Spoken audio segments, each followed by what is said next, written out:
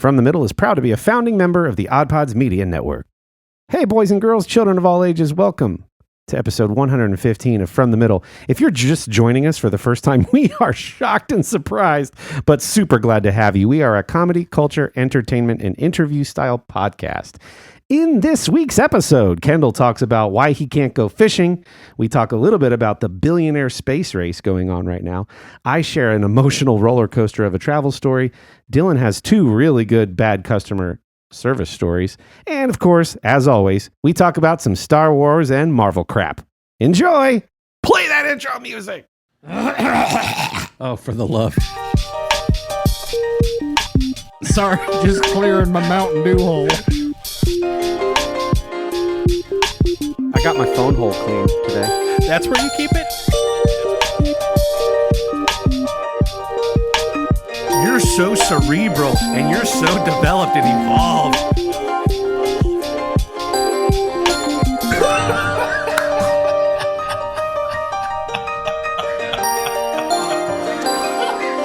From the Middle after dark over here. What's up, guys? Hey! We're back. Here we are. Oh, man. Oh, I just unplugged my headphones and I can't hear anything. What? Thought we were having audio issues. What? But really, don't do that to me, Corey. I just got done talking to these guys about, there we go, how nervous I get with recording equipment. And even though I see things counting and telling me that they're being recorded, that one of these days, I'm going to have to call these guys up and be like, guys, I don't know what happened, but we don't have an episode to release. And it hasn't happened yet. I have no concerns about that ever happening because you'd clearly text us. And so I don't think I'd never expect a phone call. That's a good point. So you're fine. That's a good point. Did you guys know? So this podcast, we've talked about before how we work off of a shared note to a certain extent. We don't have a map.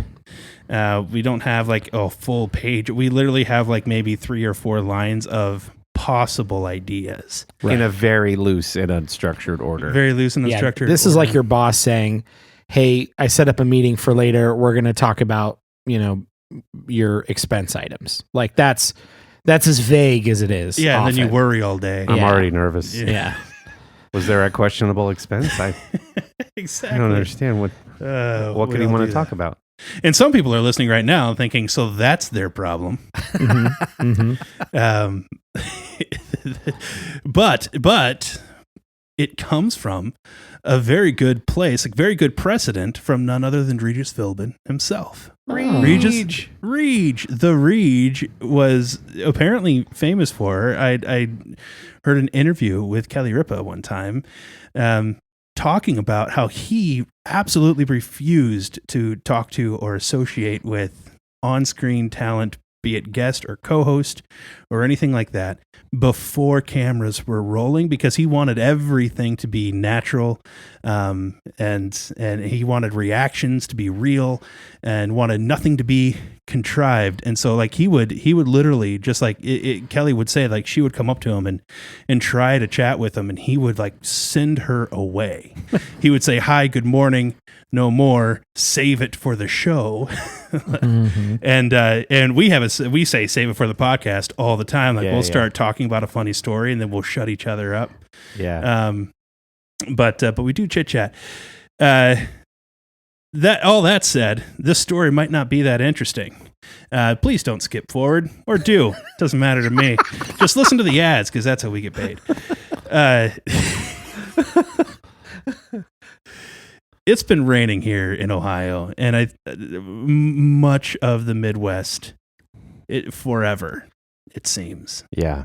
By forever, I mean about a week. Yeah. Mm-hmm.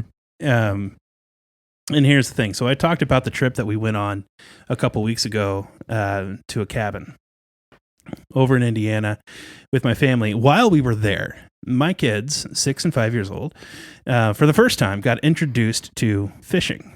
And fishing has held a very important spot in my life. Before I was married, we had kids right away. Mm-hmm. When I was single, I used to fish very regularly. I find it relaxing, and I would go out to the middle of nowhere, walk up and down streams. That's my favorite way of fishing. And you're just alone. Even if you're in the middle of the city, if you can find yourself in the middle of a creek, like everything is just quiet. And it's such sweet moments for me. And I've been waiting for my kids to get old enough that I can take them fishing. Because in the meantime, like I haven't been fishing now in 7 years, and they're why, right? Love you. And so we go to this cabin, and the pond is absolutely nasty. So we can't really cast past the algae. It's no fun.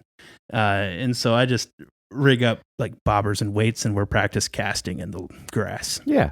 We did that. They were really excited about doing that. And taught all 3 of them. We've been doing the same thing in our own backyard, because I showed them, like, here's all the fishing stuff that Dad has. And they were all wowed. They're like, I had no idea. I had no idea. I've known you for 5 or 6 years, and I didn't even know this was an interest of yours. I haven't fished for as long as I've known you. I'm loving this moment right now. And so like I get all my fishing stuff out. I put new lines on all the reels that I have, and I'm rigging them up with like matchbox cars so that we could go out back and cast without hooks and things. And like we've been ready now to go fishing. I got my license and ready to go. And it has seriously rained every single day since I got my license. No joke. It has been. So it's like it's not that even that I've been waiting a week to go fishing. It's that I've been waiting 7 years to go fishing. It's like when you've really got to go to the bathroom in the car, and then you're on your way home. It's always the last like 20 or 30 feet that are the hardest. It's like Exactly. It's like your body knows it's almost at a bathroom. And so now that's what you're doing with fishing, is what I'm hearing. I feel like an impatient toddler who just really is one track minded on, I want to do this thing. I want to do it with my kids. Yeah. And every single day, like either I'm doing something or it's raining. And it's been really frustrating. And my favorite spinning reel. So when I go out, there's 2 rods and reels that I take for myself. And my favorite spinning reel, it's like 35 years old or something like that. I dropped it, like 2 feet, dropped it on the crank, and it snapped.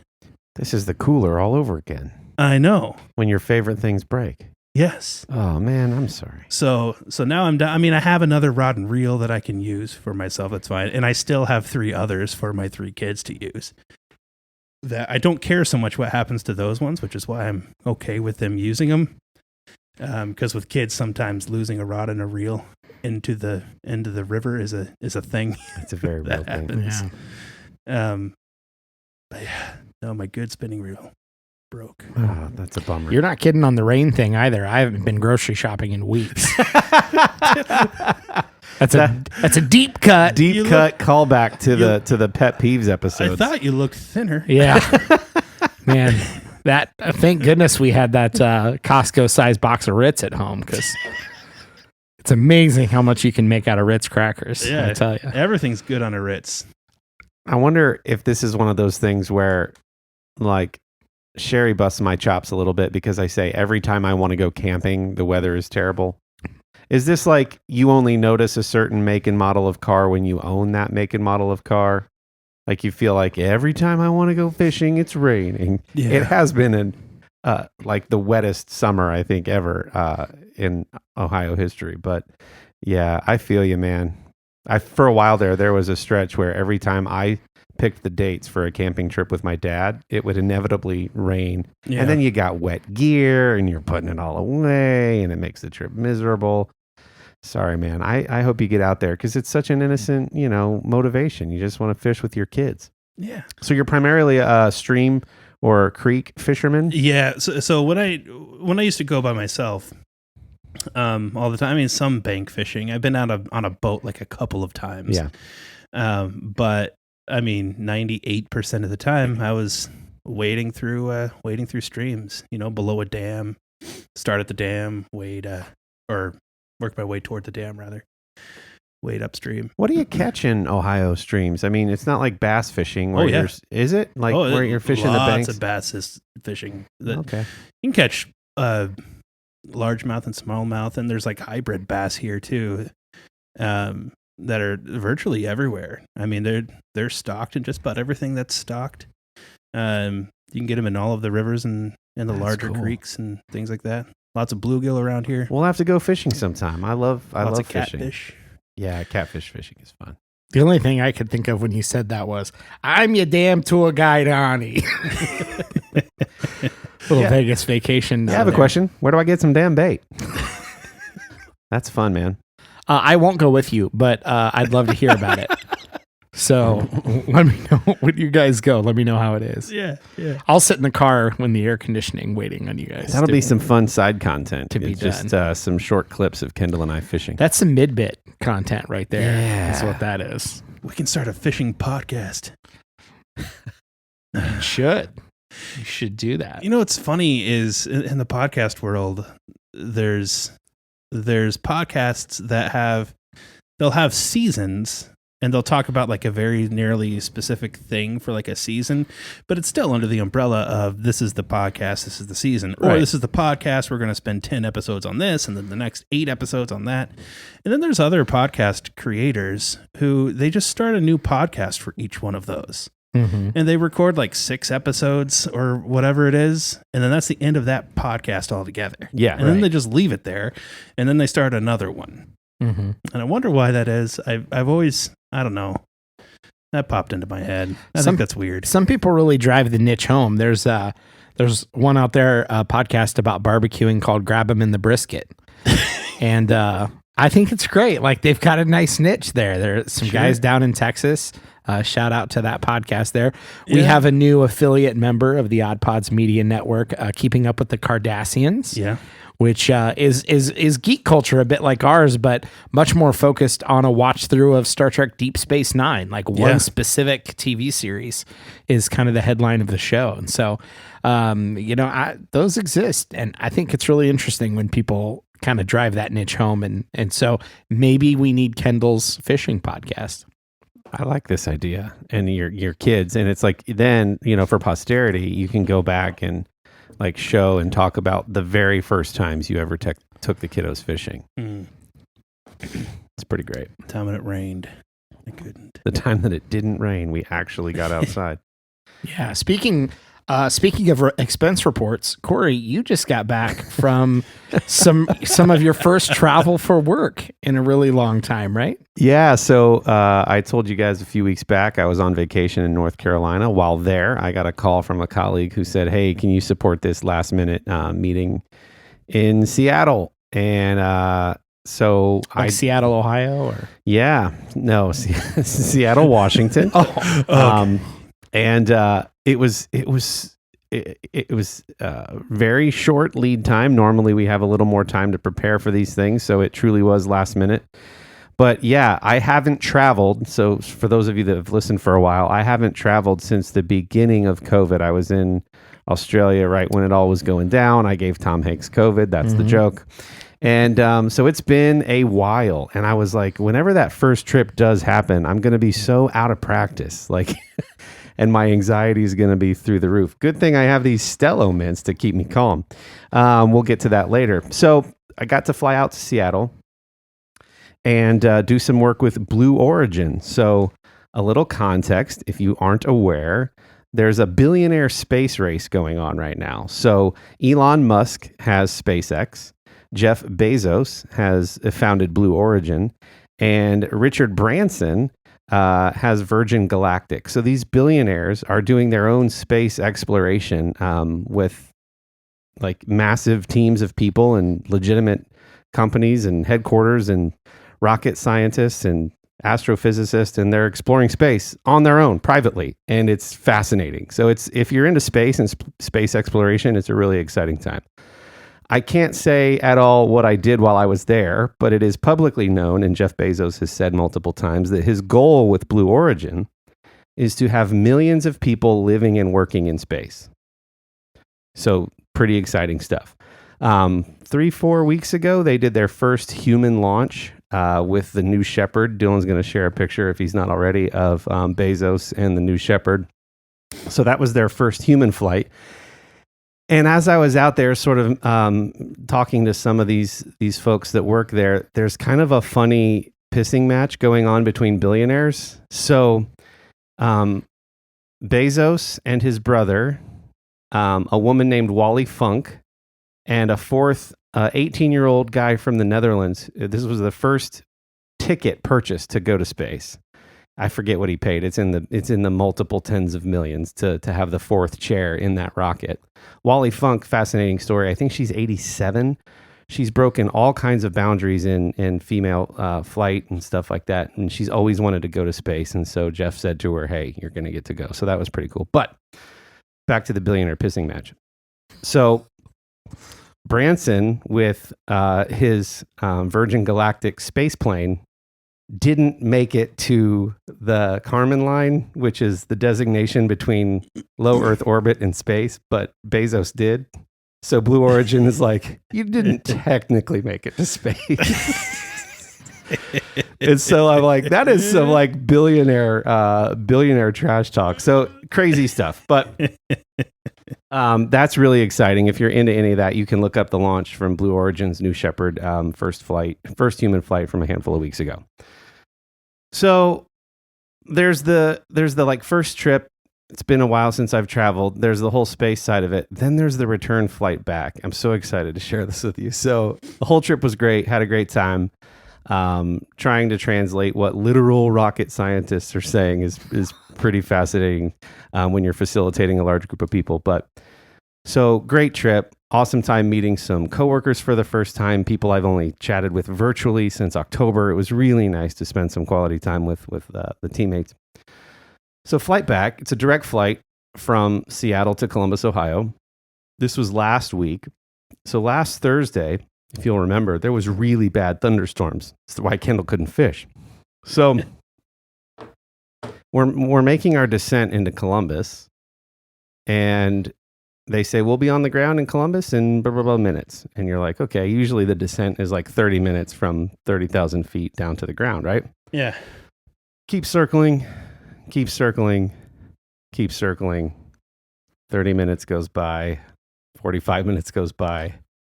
The captain comes on and he goes, this is your captain speaking. Yeah, you've probably noticed we've been circling Columbus for a while.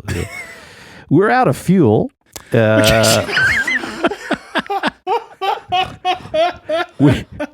We are now on reserve fuel, and we're going to be redirecting you folks to Detroit, Michigan.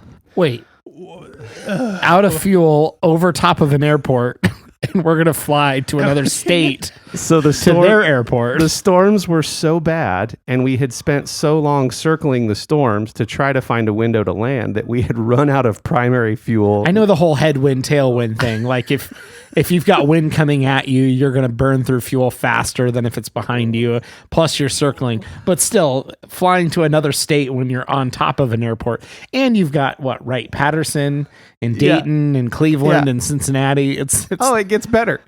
So you hear from all of the passengers, oh, come on, no way, jeez, what? All that stuff, right? Yeah. So we're going to be redirected to Detroit, Michigan. So we land in Detroit. We're on the tarmac for a really long time. And the captain comes on and says, this is your captain again. There are no gates available at the Detroit airport. So if you've noticed, we've been on the tarmac for quite some time now. I sound like the baseball announcer. Yeah. We've actually parked where the private planes gather. We're not exactly sure what we're going to do with you folks. They may make accommodations for you here in Detroit. We'll just keep you posted. Right now, I'm going to go ahead and turn the seatbelt sign off. You guys are free to roam about the cabin. People are just ticked. Wait, I really wanted you to say, well, we're almost out of reserve fuel, so we're going to take back off and fly to Indianapolis. We're just going to keep hopping to the next place until we have a place to put you. Yeah. Right? So more context. This is in the evening. It's like 9 p.m. So your options for plan Bs and Cs are starting to go out the window because It's late into the evening. There's storms in Columbus. People aren't sure what's going on. It's pitch black outside. All we can see is that there's a big fueling truck filling our plane back up with gas. Oh, God. I was to say the pilot's outside going, I need gas. Where's the gas truck? So the lights come on in the cabin. Bing! Seatbelt sign comes off. People are standing. They're frustrated. They're getting into the overhead bins. They're getting their main suitcases out to like grab like iPads or snacks or whatever. Yeah. It's just like a free for all, but we can't get off the plane and there's nowhere to put us. So we're just standing there like we don't know what's going to happen. Next to me and around me, I hear people canceling their reservations for cars and hotels for Columbus and trying to get car rental reservations for Detroit to try to drive the 3 hours back to Columbus where they need to go. So they're canceling their reservations for Columbus and making reservations in Detroit. When all of a sudden the pilot comes back on and says, folks, we've been given clearance to make a very tight travel window. So we have to be off the ground in 20 minutes. So the flight attendant gets on and goes, all right, everybody, get in your seats. We have 2 minutes. I believe in you. You can do this. Let's go, go, go. It's like flight attendant Barbie. That's great. So now I believe in you. This is what we've trained for, people. I've never heard a flight attendant say that, and I wish they'd say it all the time because people got their collective shit together. Everybody sat down, and it's like, we're going to make it home. Yay. So the people who had canceled reservations and made new reservations were ticked, but we're like, we're going to make it back. Yeah. While that was going on in that like after the 2 minutes, after everybody sat down, everybody got buckled, all the overhead bins were closed. They shut the lights off. I hear this dad behind me go, buddy, we can't afford to drop any goldfish. And the kid goes, why? And the dad goes, because that's our dinner.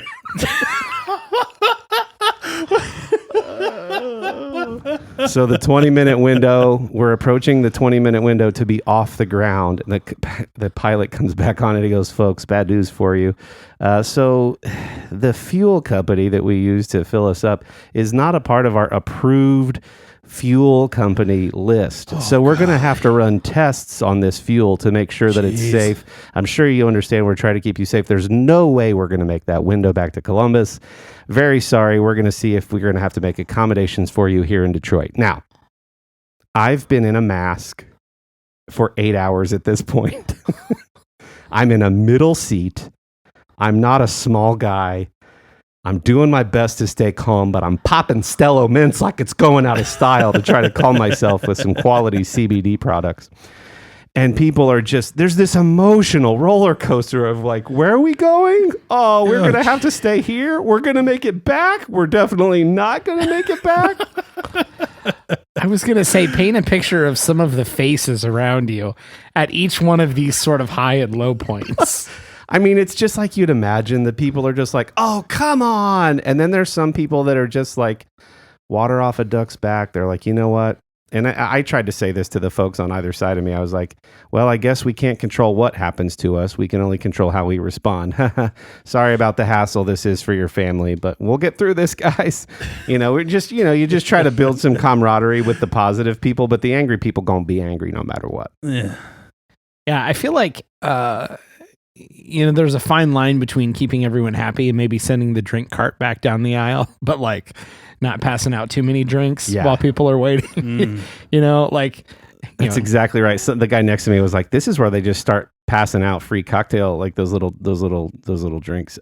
So I'm texting Sherry like, hey babe, I don't know what's going to happen. We might be staying in Detroit. I don't know.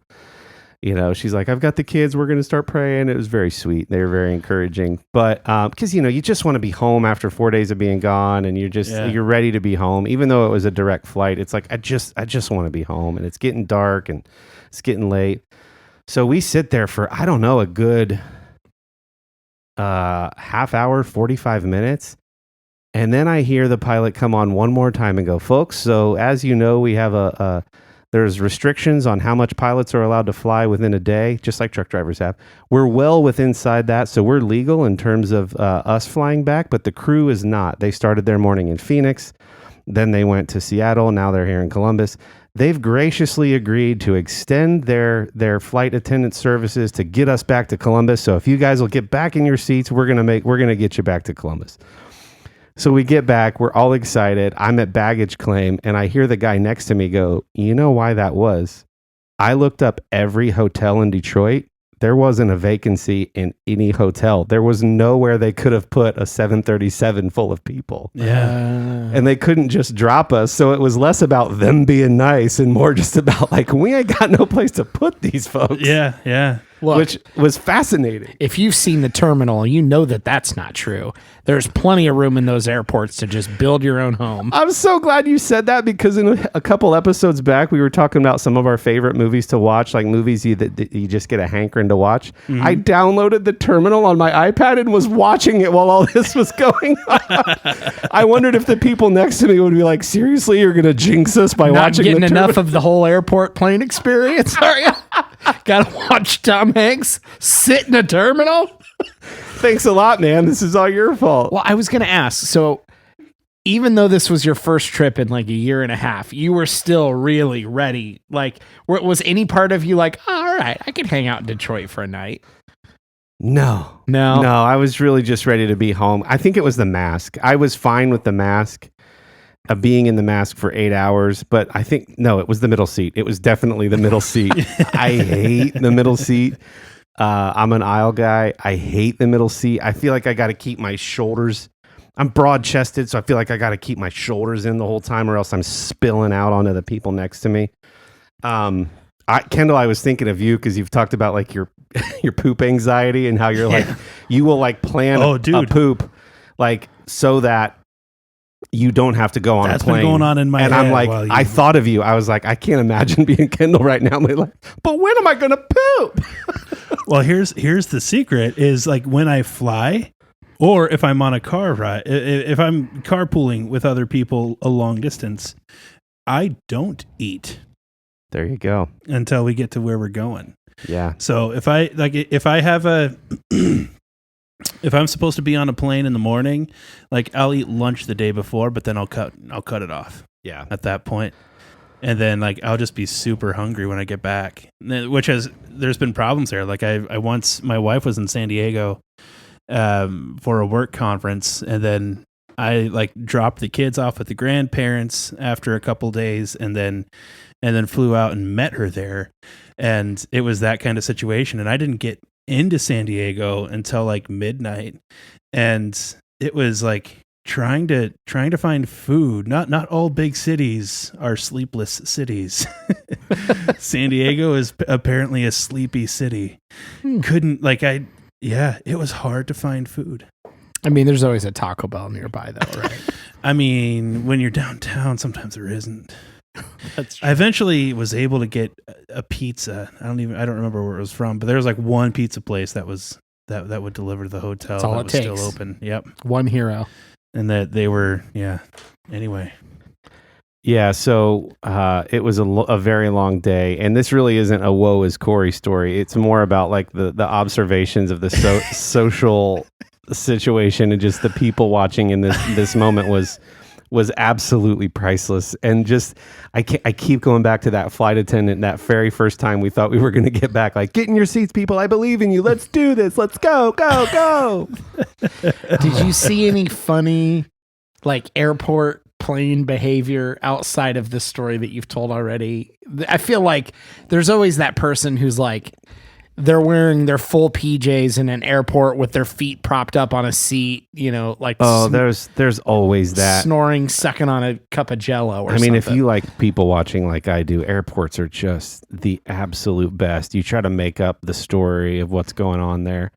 There was some fur baby people who had their, comfort animals and were when we landed, I forget if we landed in Seattle or if this was one of the whatever. So the dog was in the person's lap the entire flight and didn't start growling until we landed. And when the lights come on and people start standing up, which, by the way, quit freaking standing up right when you right when you land. Where are you going to go? Where are you going? Where are you going? Whatever. So the dog starts growling at people, and she's like, he's had a long flight. He gets a little irritable, right? Yeah, we were all here. It's like, yeah, come on, lady. We were all on the plane. Yeah. So no, nothing crazy other outside of the norm, but yeah, just the way that people responded to that, and then finally getting home, and somebody was upset. Oh, somebody at baggage claim was like, I was perfectly fine until this white man told me I needed to calm down. And one more patriarchal pilot who thinks he's a big deal, he can just tell women what to do. It was like, whoa, you brought a whole lot of issues into this that I don't feel like were in play. Like, Pretty this sure was, it's just the authority of the pilot. The pilot gets to tell people what to do. That's of course, he's a white man. He thinks he's more special because he's a pilot. I don't care. I want to get home to my family. Your job is to get me home, not tell me what to do. And if you can't get me home, that's your one job. And I'm just like listening to this lady like, well, and here Wow. you are at home. So oh my gosh. at the end of the day, Traveling is fun. What gives you the right? Literally my job title is the thing. Down with the patriarchy. I can bring in a female co-pilot if you want to tell you the same thing. If that would or pilot Dylan, sexist. Why can't the plays to the story. That feels like a great spot to take a little break and hear from one of our friends at the Odd Pods Media Network. I'm Rob. I'm Nick. And I'm Joe, I love it. I think it's kind of meh. and I've never seen it. We're keeping up with the Kardashians. A podcast covering 7 seasons of Star Trek Deep Space Nine. But that's not it. We go down the wormhole. Of pop culture, life, and Garrick New episodes every Monday. on your favorite podcasting platforms. You can also interact with the show on Twitter at KardashiansPod. And just like the Ferengi, we can't wait to stroke your lobes. I'm Midnight Agent Raw. And I'm Okami. We are the Super Media Bros Podcast. And each week, we give a comedic take on all forms of entertainment, such as movies, music, video games, television, and much more. So put your shades on and listen to us on Apple Podcasts, Spotify, or wherever you listen to your podcasts. Shades on. We're on.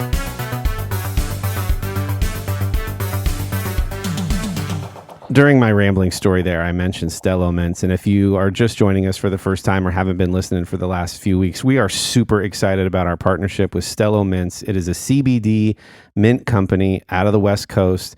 Some really cool guys just launched this company, and the products are really quality. There's no THC in them. You're not going to get high from them. They just are the perfect amount to take off that little bit of edge when you're anxious or stressed. And they really did come in handy on that work trip. So do go to stellomints.com. That's STELLO mints, MINTS.com, and use promo code The Middle at checkout to get 10% off all of your orders. Thanks for the partnership. And as well, Artius Man, as you guys know, we've been partnered with them for quite a while. They have very good quality men's grooming products. I am wearing the 3-Wood beard oil right now, and their stuff is amazing. They have candles and shampoo and soaps and conditioners, but their beard stuff is top notch. And so go to artiusman.com, ARTIUSMAN.com. Use promo code The Middle at checkout to get 25% off of your first order. And yeah, appreciate it. All right. So I took some time to do some complaining. Corey did some, not really complaining, but strong storytelling. Compelling. Dylan, Yeah. do you have anything to complain about? It's funny you should ask. By the way, I just want to, I'll circle back to that. It is funny, this whole private space race thing. Like, this used to be the aspiration of a country, a whole nation, Yeah. like pooling resources and, education and, we can do it as a country. And now it's just like, I'm bored. Let's see if I can go to space. Now you've got 3 billionaires who just Yeah. like reach into their wallets. I'm like how much I 5 got times here? more Okay, wealthy in the we can- last 2 years. Why not? Let's try to go to space. So that's pretty cool. Anyways, so I have a couple quick stories, and I kind of want your take on them. Sometimes you're put in these like kind of service situations, support situations, where you walk away from an interaction and you go, okay, like that's just how you feel about what just happened. You're like, all right, this guy. So anyways, let me tell you the first one. These happen back-to-back days, by the way. Okay. So the first one, I have to make an appointment for my car, one of my cars. There's a couple standard things going wrong. I'm not right up front, not a car person. I don't have to fix anything. So any way that I describe it is going to be like the average person trying to describe what's going on. All I know is, other than the couple obvious things that need done, I call in to make an appointment for the car, and I say, hey, the last thing, the steering column is like shaking. It's like rattling. So I don't know, I don't know if it's an alignment. I don't know if it's rotors or what, but like something's going on. Can you check that out? So I take the car in. They fixed the first two things that were easier. They say they fixed the third thing, and like I take it home, and 2 days later, it's still doing it. So I call back and I try to put some extra emphasis on the only things that I know how to describe, which is, hey, I just want to call back. It's still doing it's like the shaking, like the steering column's like shaking when I'm driving and braking. And I'm not sure. I don't know if it's an alignment or rotors. I don't know what's going on, but, can I bring it back in so we can figure out what's going on? So we take it back in. They call me back. They tell me to come get it. I go back and get it. And he said, oh, we got it. And I said, great. What was wrong with it? And he said, the rotors. And I said, oh, awesome. I'm glad we figured it out. And he said, yeah, I don't know why you said it was shaking. It was vibrating. If you had told me it was vibrating, I would have got it the first time. What? And I went, Oh boy. Now I'm trying to hold back any sort of like frustration and sarcasm that's like bubbled up because it's a bit of an inconvenience when you know you have to take your car someplace and you can't stay with it. You got to get a ride. We've got to change car seats and move stuff between cars. This is now the second time I've done this. And so I'm holding back all this like now frustration of, I told you multiple times on multiple calls, I don't know. I'm not the mechanic. I don't know if it's an alignment or rotors or what's going on. And so then he gives me it's vibrating. If you had said that it was vibrating, I would have fixed it the first time. So now I'm thinking, is it an inadequacy thing that you missed it the first time that you're trying to pawn it off on me? But I can't say that. So all I can think to say in the moment is, well, I guess that's why you're the mechanic. You knew the right words to use. And that's it. And that's all very kind. That's all I could think to say, other than in my head, I'm going, I'm never coming back here again, which something else was wrong and I had to take it back again. And so anyways, that was the first one. And I just had this like, son of a gun. Like look at Dylan taking his vibrating car to the high road. It's vibrating. If you had said it was vibrating, I would have known how to fix. Okay, well, Jeez. Kendall, you worked at a garage. What do you feel about the descriptive word? Because we've talked about this before, that the onomatopoeia descriptive words are actually sometimes helpful. Yeah. What's your take on what? Well, they're very necessary. Transpired? But I don't know. The place that you took it, like, did you talk to anybody other than the actual mechanic? It was the owner who's the mechanic. The owner is the mechanic. Yeah. See, that I feel like that could be the problem. In my experience, mechanics can be brilliant people. The top mechanics certainly are. But even at that, like, so many of them, I don't know what it is, but like so many of them just like, they are so disgruntled about dealing with people. They're very introverted people, mechanics. Yeah. And they're like engineers, right? Right. Engineers tend to be introverted people. And so that's why like the service writer comes into the equation, because you need someone who can talk to people. Right. Right. And that's what I did. And somebody who could understand what the mechanic was saying and could also understand what a customer is trying to do, and using communication to make sure things go smoothly. And that's why, like, whenever somebody tells you something is shaking or vibrating, you ask qualifying questions. You have to, because that means so many different things to so many different people. Right. And like, did he ask you like, when is it happening? While braking, accelerating? No. Like that's like elementary. Like that feels more like he had to cover why he didn't fix it the first time. Only thing he could come up with was vibrating. You said shaking. Yeah. To me, it kind of sounds like he ignored it the first time. And I even pinpointed it. I said it's in the steering column. Like I knew where it was, but I don't know what that means. So all I can do is describe. Yeah. I feel my steering column shaking extra Yeah. So if you when I do certain things. if you would have so when I was in that line of work, and if you would have come to me saying exactly what you just said, Right. like I immediately have a barrage of questions for you. Sure. First of all, are you sure it's not vibrating? Would be the first one. Which I would have said, what's the difference? No. I'm kidding. But no, like Because I have people come in here all the time telling me something's shaking when it is in fact vibrating. It's clearly vibrating and not shaking. here's the thing, like, because I mean, anybody who's trying to like understand what it is you're saying, if that's all you tell them, like, I'm not convinced that I don't think that truth has necessarily been communicated yet. And so I'm going to be asking, the first thing I'm going to ask you is, when is it happening? And I'm going to lead some questions to you, such as, do you feel it all the time? Do you feel it while accelerating? What about at idle? What about while braking? Anything changing, different speeds, things of that nature? Get any of those when questions out of the way, because all of those are very important. And then I'm going to ask, like, if you hear anything along with it, does it happen? If you say it happens while accelerating, is it every time you accelerate, or is it most of the time? Is it some days, not other days? And if I'm still not convinced, I'm going to hop into your driver's seat with you in the passenger seat, and I'm going to ride around the block with you until it happens. Yeah. And Which that's I assumed the mechanic would do. Right. Like, I'm going to go drive this. The important thing is to do it with you. Yeah. Because I tell you something that happens when you don't do that step is you fix the wrong thing. You legitimately fix something that kind of matches the description of what the customer was talking about, but it's not the thing that they actually noticed. Like that happens. Yeah. And because it's someone else's car, right? I don't know how your car normally acts. Yeah. So for me to drive around with you is the important part in the car. And then we can both pinpoint, yep, this is what we're talking about. The mechanic goes and fixes the thing. Then before I even call you to tell you it's done, I get in the car and drive it myself. Yeah. And verify that it's gone. And then I call you to tell you it's done. Like, that's how this is done, people. That and that's level why, of service doesn't exist that I've seen.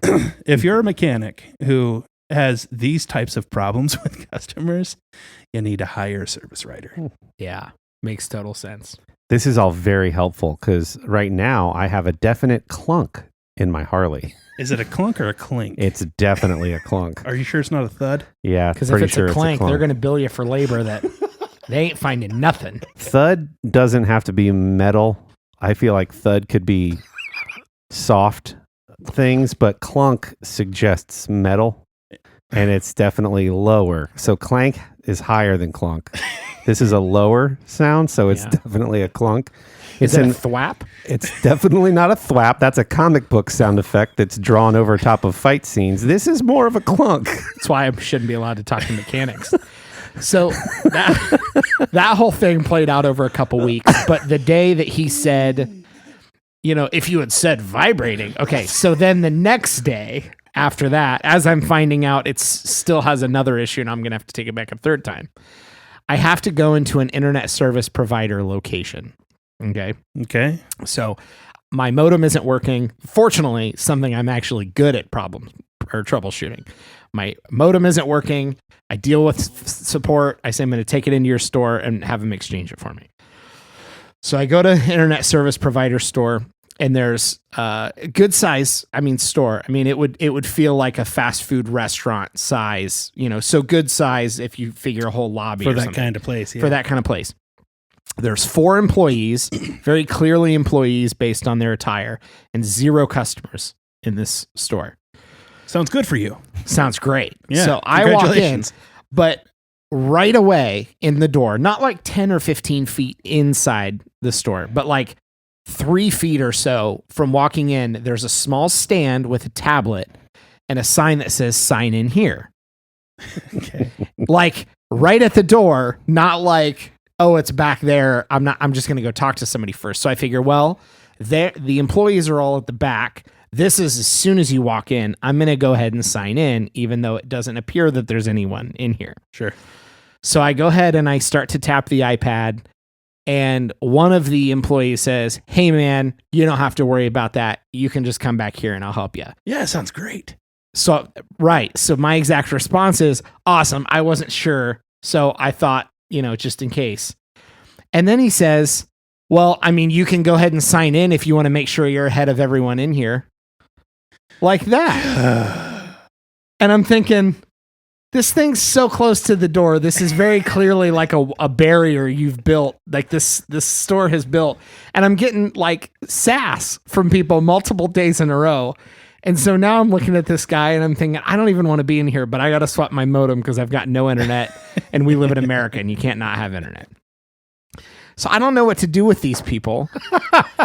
And so, wait a second. So now I don't want to go into the whole long thing of I've worked in all kinds of situations like this and I know people have processes. So I thought maybe I should still try to check in because that might be a thing where you literally can't even assist somebody until they've checked in on a thing to like move them through a queue. I don't want to explain any of that. So I just jokingly say, "Well, I wasn't sure if maybe you had those like little restaurant buzzers or something and people are out shopping other places." And he goes, "Why would we do that?" Oh, come on. This is why ISP nerds need service writers. And then he said, "We're not that high tech." I love it when that happens when you're playing on a level that somebody else isn't on, and it just goes over. It just doesn't land. So And you're like looking around like anybody? His kind of normal comment, my kind of normal comment. Then he's sarcastic. Then I think, okay, I'm not going to be serious. He's being sarcastic. I'll be a little silly. And then just totally stone-faced. And I just, the whole situation just broke down. It was, yeah. And at that point, I went quiet and just waited for him to give me any instruction and said, "Great." And it was just one of those the rest of the time. It was like building this witty repartee, and then it just died on the vine. The ISP provider is not techie enough to have the restaurant vibration squares. Just so we're all clear. Yeah. What's the P in ISP stand for? Provider. ISP provider. Did I say that? No, Did I'm wondering. ISP provider. Internet service provider. Internet service provider. Yeah. I'm wondering if that's something that. Anyway, it doesn't matter. I thought that I was wonder all kinds of. I things thought that was matter. your dry humor, and I said ISP provider. No. Well, you did say ISP provider, Oh, and then my thought wasn't a critical thought. My thought was, I wonder if ISP provider is something that like people in the industry even say. They just accept it. They've all thought about it. I'm sorry, but they everyone. just I said accept that it. wrong. It's just ISP. The ISP. I think I meant to say person or employee. Yeah, this and is I why said provider. podcast hosts need service writers. Yep. Kendall, always on the lookout for redundancies. Do you think other people are thinking through these social situations as much as we are with all of our neuroses? I think so. I feel like people are. I can't believe that I'm that weird that I think about things like this. I think it just takes a little bit of training to get yourself to start noticing the layers of nuance to some of these situations. Like the different back and forth, like the irony of him being sarcastic and then it shift. Some people would just be like, "That was a weird conversation," and they wouldn't think about it any more than that. Some people don't even do that much. And you know who those people are? People who drive slow in the left lane. I'm 100% serious. If you are that unaware of what's going on around you, I think they just go, "I didn't get that." Anyway, and then they're off to the next thing. They don't try to figure it out. They don't try to figure it out. Maybe They're just happy not knowing. it's where we are. But a little bit of fun, very brief updates for any of the fellow nerds like me that like to listen in. We had the season finale of the first season of The Bad Batch. That's a Star Wars animated series on Disney+. And we gained Marvel's What If, which is a Marvel animated series. And the first episode, as of this episode releasing, 2 episodes will be out. And it's a lot of fun. So we're just basking in the nerdiness till more Marvel movies and Star Wars shows come out.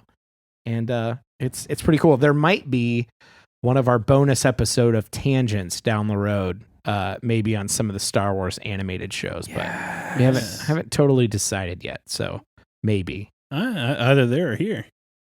Yeah. One way it's going to happen, right? Maybe. Show is. What's this Marvel What If thing? So Marvel's What If series is what happens if you have a single moment of deviation from the MCU that changes everything for a particular character. Mm-hmm. So the very first episode is jumps back to the first Captain America film where he's about to get in the whatever like chamber to sort of get his enhancement.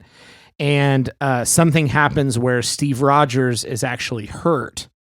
And so Sharon Carter jumps in instead so they don't waste the procedure. Oh, wow. And so Sharon Carter becomes essentially Captain America, but Captain Britain or whatever. Whatever. So she becomes an enhanced super soldier instead of Steve, and Steve remains this sort of scrawny. So what would happen if Sharon Carter had gotten the super soldier serum and not Steve Rogers? And so it's like a 25 to 30 minute, here's a theoretical, fun little tangent on what would have happened. Yeah. And I think episode cool. 2 is T'Challa, Black Panther, is actually Star-Lord somehow. So he's Okay. he's in space running along with the Guardians of the Galaxy. Do you know if it's going to be like if it's going to be kind of like a story, like a scripted story, or is it more like here's a narrated kind of? It is. I mean, it basically flows like a normal 30-minute cartoon show episode. Okay. I mean, there's normal script. It's not all narrated or anything. It's not like still images. I mean, it's an animated series. Yeah. The only thing we don't know at this point, or at least I don't know, are all of these stories going to be one-off, or are they going to tie into their own little what-if universe? Or the multiverse stuff that we're encountering now. I think that's fascinating. Whether or not they actually dovetail into it, it's fun to have that peripheral content of all these like side story arcs and stuff. That's pretty cool. Yeah. Yeah, and the animation is fantastic. Corey, I don't know if you've watched it. You could weigh in on it. But I've just seen some stills. It looks like it's kind of cell shaded or like just a little. Yeah, It's really visually it's different enough from the films, obviously because it's animation. It's different enough from the films. You know you're watching something different, but they still somehow capture like you're watching some sort of weird alternate universe of the MCU, and so it's pretty cool. Dope. Am I too old to say dope? I've been trying to like sneak it in. This is a 30-something I never podcast. know anymore. My daughter doesn't like it. Does your daughter say dope? No, probably because I tried to. I don't know anymore. I feel like I'm newly old enough to not actually know what kids are doing these days. To not know, like a high school aged kid. I feel like dope was a thing, then it wasn't, then it was back. And is it still back or is it gone again? I don't know the answers to these Well, we had questions. Samson on episode 111, and he's older. He's somewhere between us and teenagers, right? He's between us and teenagers. He but said he's homies he's a not lot. a teenager. Yeah, He does say homies a lot. yeah. Him and his homies. So is wearing Jordans, am I too old for that? I feel like Jordans have never left, ever. I think they have always been in style. I could be wrong about that. I don't know. There's a whole thing like I don't remember general public wearing like superhero and Star Wars themed things out in public as adults. And that's changed since we've grown up. I mean, Big Bang Theory helped kind of normalize geekdom a little bit. All the MCU, Star Wars coming back. And now you'll see like buff gym rat type dudes wearing a Captain America or Flash shirt, and it's really a lot of stuff has been normalized for adults that we're all like grasping at our childhood. And so everyone's just doing whatever they want. So if you want to wear Jordans in your 30s, I don't think anyone really cares. At some point, isn't it cooler to not care if it's cool or not? Right. Like, I want to, so I'm gonna. Everyone believes that. but that gets you trapped in the exact same way, unfortunately. Like that doesn't fix the character problem. It's like I couldn't afford Jordans when it was appropriate to wear them. Right. I can afford the occasional pair now. Yeah. I really should get my Zuba pants back out. Starter jackets. Yeah. Oh boy, yeah. The pullover style starter jackets. Yeah, I had a Charlotte Hornets one. It was you? awesome. Zuba pants and starter jackets. I remember Some people are was the Googling those company? things. And we couldn't afford a starter jacket, but there was a competing company that was like a tier lower. I think with Power Play. Does that ring a bell? Yeah, kind of. I had an Orlando Magic one because everybody was into Orlando Magic or Charlotte Hornets where I was growing up when I was in like elementary and middle school. Everyone that wasn't into Michael Jordan and the Bulls. Yes, you were either a Magic fan or a Hornets fan. I chose the Magic. Or a mountain climber, Nalgene bottles. I was always drawn to like Yeah. the whole idea that somebody like Muggsy Bogues could exist. I know, right? Like that just feels like it shouldn't gel with the NBA at all. And he does it. And that's cool. Did it. He did Yeah. it past tense. He probably still could.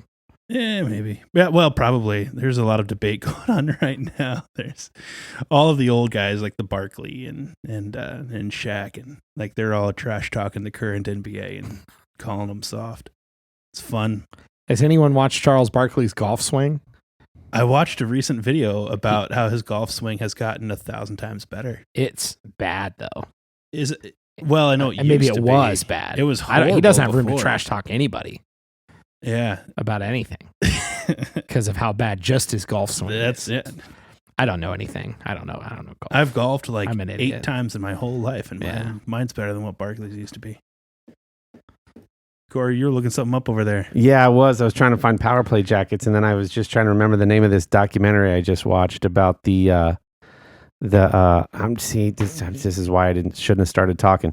It was about when Ron Artest went up in the stands and punched the fan because a bottle. There's a Netflix documentary about it. It's only an hour and 9 minutes long, but it was really good. That was, I tell you what, that was a crazy game. 2004, Yeah, I think. and in Detroit. Yeah. I've just decided there's so many documentaries about everything. The more niche I get into discussions in the future, like at work or with friends, I'm just going to start saying, yeah, I know there's a documentary about it. Malice at the Palace. That's Malice what at the that's called. Palace. It's very good. It's worth an hour of your time. Yeah. Power Play jackets. There's a documentary about those. I don't even know if they were called Power Play. I just remember like the zipper pull, I'm pretty sure it was a P. I keep thinking Power Line from Goofy Movie, and that's definitely not it. Yeah. I would wear a Powerline shirt. Great song. I've thought about it. This has been a really fun episode. You guys feel like we're winding down? I'm feel done. like it. I'm good. Yeah, this has been fun. Thank you for tuning in this week. We really appreciate your listenership. We would love it if you recommended this episode to a friend. If we've hit on a topic that you're interested in, that would be really dope of you. And you can interact with us on social media. We're all over the dang place. We got a Facebook group that's a lot of fun called From the Middle for the Middlers. There's a link tree in the description below for where you can find us everywhere, but we're pretty much at From the Mid Pod everywhere. Is there anything we want to say about our episode with the guys over at Super Media Bros, or is that not out yet? That comes out very soon. Keep an eye on our social media channels. Like Corey just said, there's a link tree that you can go follow us everywhere. And we did a really fun movie review episode. Don't say really fun. Listen, they made us watch some terrible ninja movies, and we talked about it for 2 hours. We laughed. We laughed a lot, which both at how bad the movies were and how tired we were of watching them. I definitely did not fall asleep 3 to 4 times per movie. But that's the Super Media Bros podcast and their series of movie reviews pitting bad or lesser known movies against each other is called Cult Cinema Showdown. And so we are the first guests that they've ever had for an episode of Cult Cinema Showdown. And maybe the last. And we reviewed probably the last, and we reviewed some atrocious movies. And so definitely check that out. Follow us on socials, and then you'll know when that episode comes out, and you can go listen to that. It'll be a lot of fun. Yep. So tune into that maybe if you want to learn about Z-grade movies and something called cut and paste filmmaking, which I didn't even know was a thing. And then tune in next week to hear what we have to say here on From the Middle. Thank you for joining us. Have a good evening. Bye.